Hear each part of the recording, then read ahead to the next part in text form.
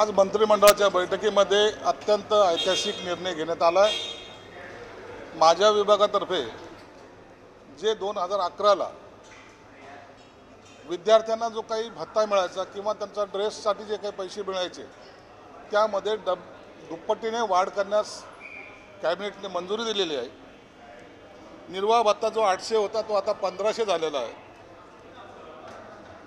जिल्हा स्तरावर जे 600 होता तो 1300 झाला आहे।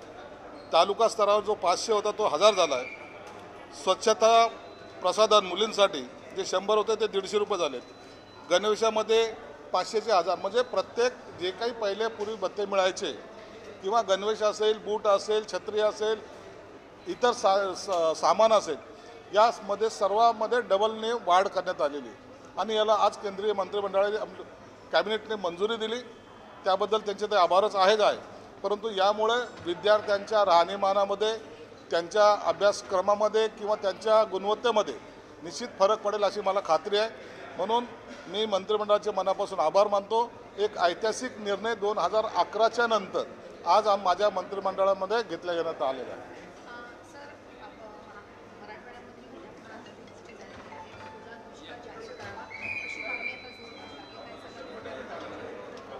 याबाबत मुख्यमंत्र्यांबरोबर मंत्रिमंडळाच्या बैठकीत चर्चा झालेली आहे।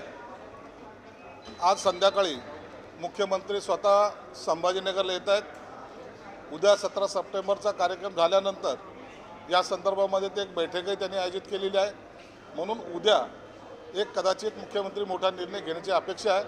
परंतु मराठवाड्यामध्ये सर्व दूर अत्यंत भयानक परिस्थिती आहे। शेती वाहून गेलेल्या आहेत। शेतकरी हा हवालदिल झालेला आहे। म्हणून सरकार निश्चित त्यांची काळजी घेईल। मला वाटतं उद्या मुख्यमंत्र्यांकडून एक मोठा निर्णय होण्याची अपेक्षा आहे। निश्चित शेतकऱ्यांना मदत ही दिली जाईल, पंचनामे करणे किंवा त्यांना मदत देणे। परंतु आता या वेळेला जी काही पावसाची परिस्थिती आहे ना ती एवढी भयानक आहे की कल्पनेच्या बाहेर जास्त पाऊस पडल्यामुळं मला वाटतं आता भरीव मदत देण्याचा ही वेळ आहे। म्हणून सरकार त्यांच्या पाठीशी खंबीरपणे निश्चित उभं राहील।